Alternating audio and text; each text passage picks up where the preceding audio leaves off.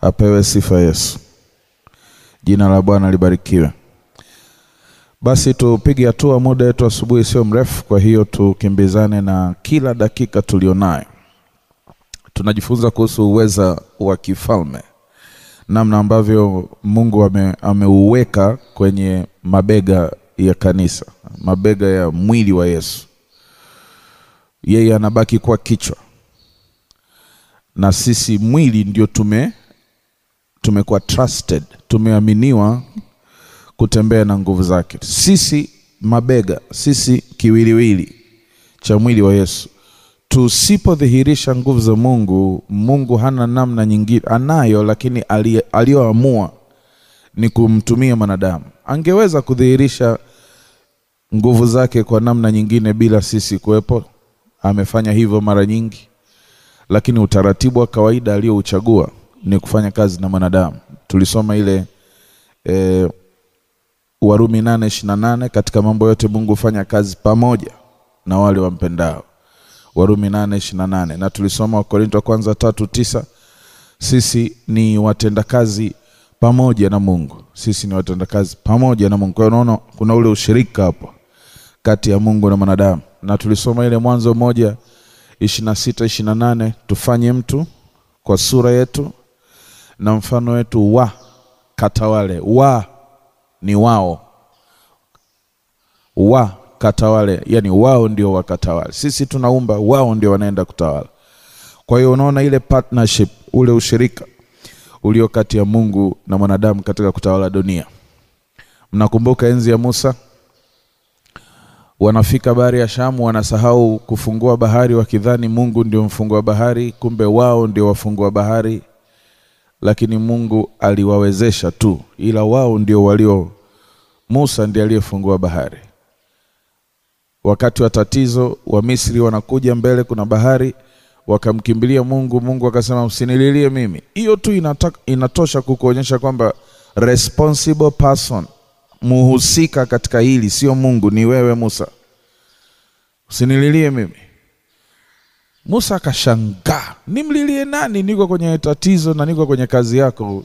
Hii si kazi yangu, ni kazi yako, na ulinibembeleza sana mimi kwenda kuifanya, ni hatimaye nikakubali. Leo niko kwenye shida, unaniambia nimlilie nani sasa? Ndio Mungu akamkumbusha, kwani umeshika nini mkononi? Ndio Musa akakumbuka kwamba hakuna kitu Mungu amefanya Misri bila ruksa ya Musa.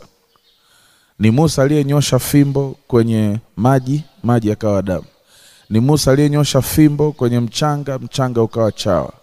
Ni Musa aliyenyosha fimbo angani, ndio Mungu akaja kuleta giza mchana. Kwa hiyo unaweza kuona ile partnership iliyokuepo hata pale baharini. Musa alipoambiwa nyosha sasa fimbo, usiponyosha fimbo mimi siwezi kuja. Musa aliponyosha fimbo ndio Mungu akagawanya bahari. Musa aliponyosha fimbo ndio Mungu akafunga bahari. Tuseme wote ushirika.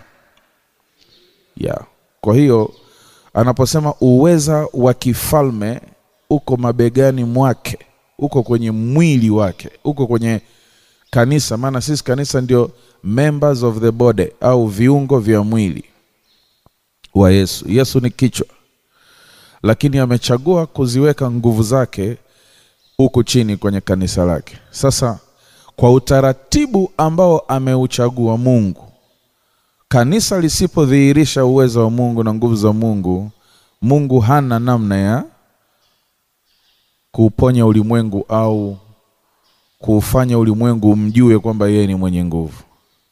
Kwa utaratibu aliouchagua huo wa ushirika huo, tunakuwa tumemfungia Mungu mipaka. Sisi tusipodhihirisha nguvu zake, tunakuwa tumemfungia Mungu mipaka. Kuna mstari sijui kama nilikupa jana ujuzi, wa ule wa Mambo ya Nyakati ya Pili 16:9. Sidhani kama tumesoma mstari kama huo. Ngoja tusome Mambo ya Nyakati ya Pili 16:9, mstari muhimu sana ili uweze kuelewa ushirika uliopo kati ya Mungu na mwanadamu katika kudhihirisha uwezo wake duniani. Nisaidieni kusoma kutoka ubaoni. Mambo ya Nyakati ya Pili 16:9, 1, 2, 3. Macho ya Bwana Mungu kimbia duniani mote. Akitafuta nani?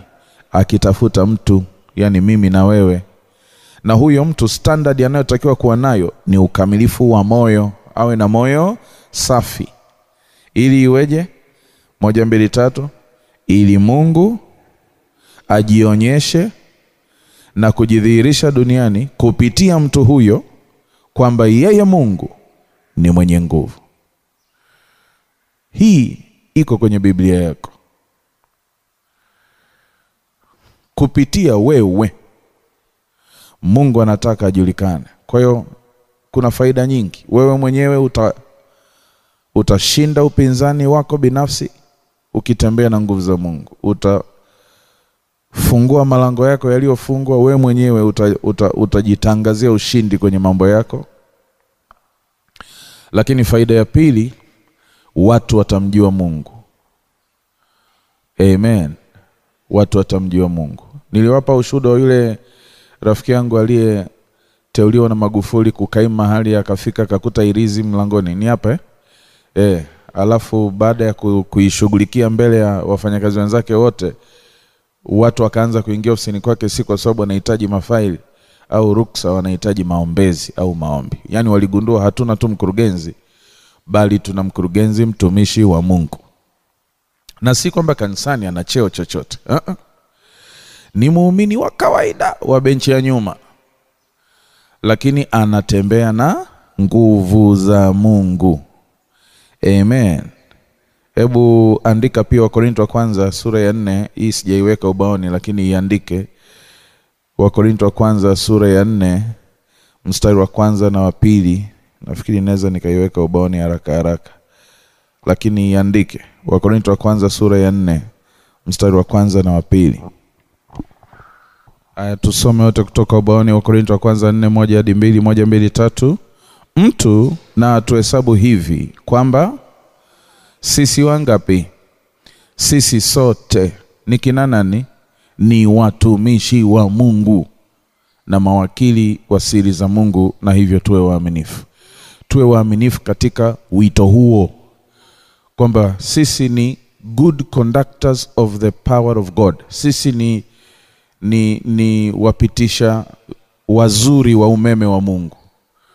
Kwa sababu kuna wengine ni wapitisha wabaya wa umeme wa Mungu. Umeme upiti, ni insulator badala ya good conductor. Wapitisha vizuri umeme wa Mungu. Huo ndio uaminifu pia tunatakiwa kuubeba, kutekeleza wito.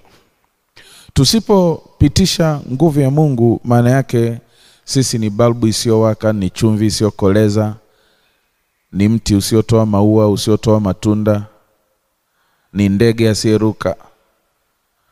Yani tunakuwa hatujatimiza kusudi kwa nini Mungu katuacha duniani. Tungeokoka na kudondoka na kufa hapo hapo ili tuwe tunatawanyika kwenda mbinguni direct. Lakini baada ya wokovu, Yesu alisali akasema, usiwaondoe duniani, waache. Na kazi nao, na mission nao. Wewe walinde tu, lakini hawa, pamoja na kwamba dunia ni mahali pabaya pa kuishi, lakini walinde. Kwa sababu kwa hii mission, kwamba kupitia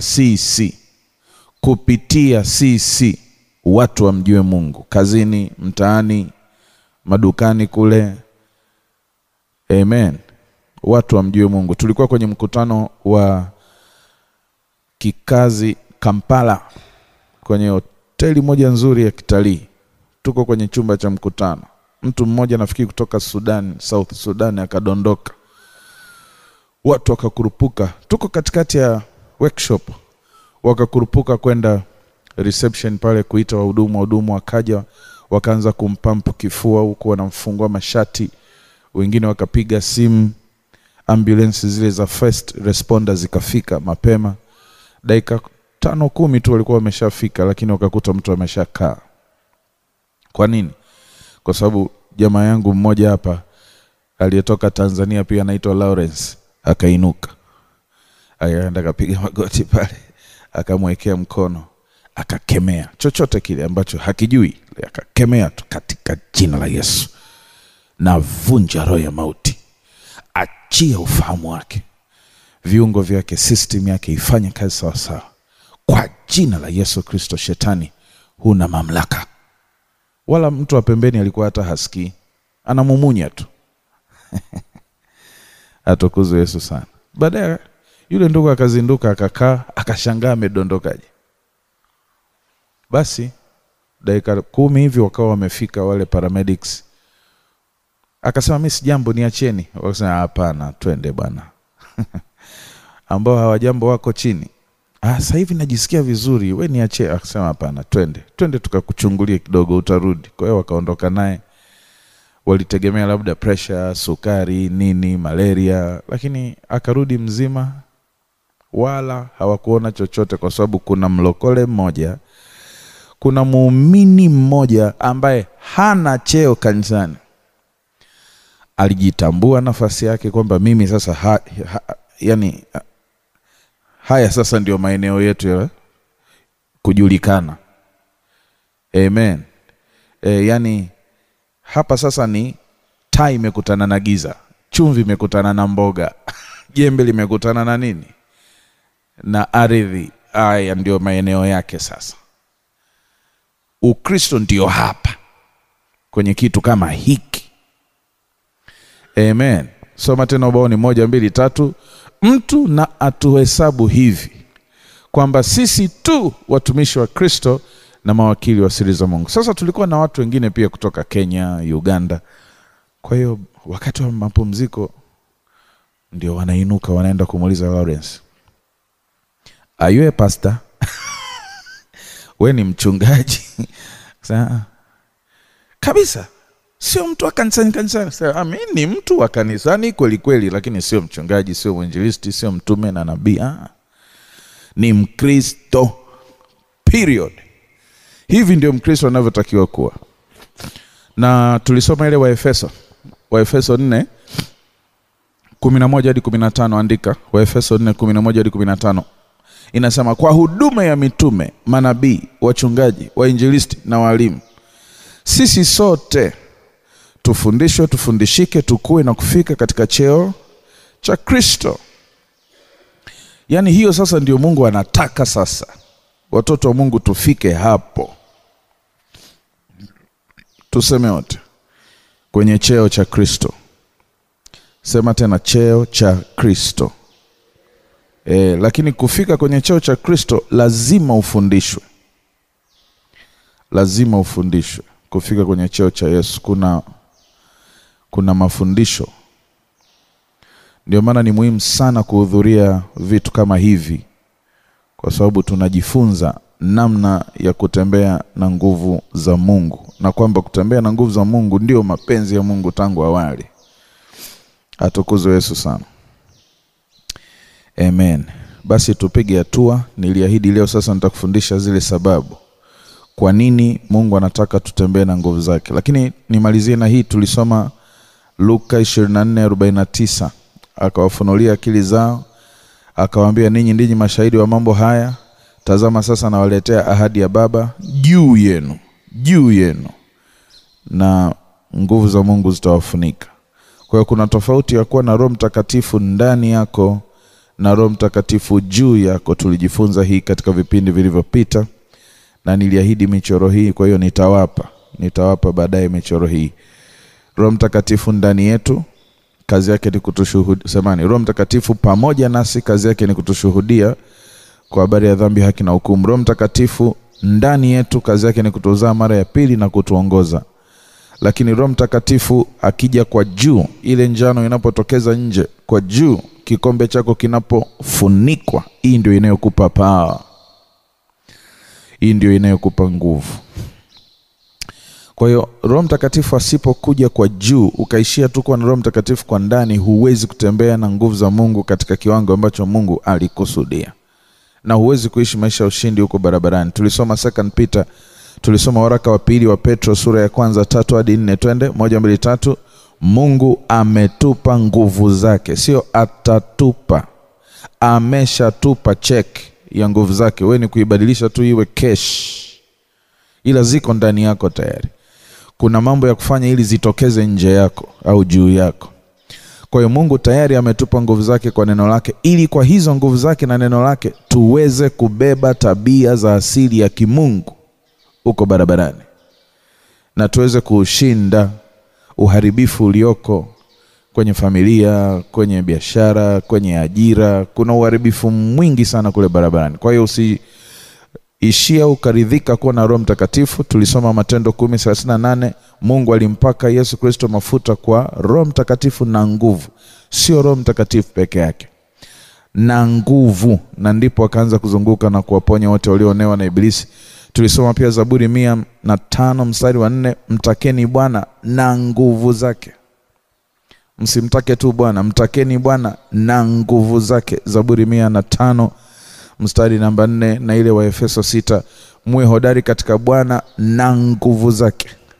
Muwe hodari katika Bwana na nguvu zake. Atukuzwe Yesu sana. Jina la Bwana libarikiwe. Kwa hiyo kiwango cha nguvu za Mungu ni muhimu sana katika maisha ya mtu wa Mungu, ili mtu wa Mungu aweze kutembea kwa ushindi duniani.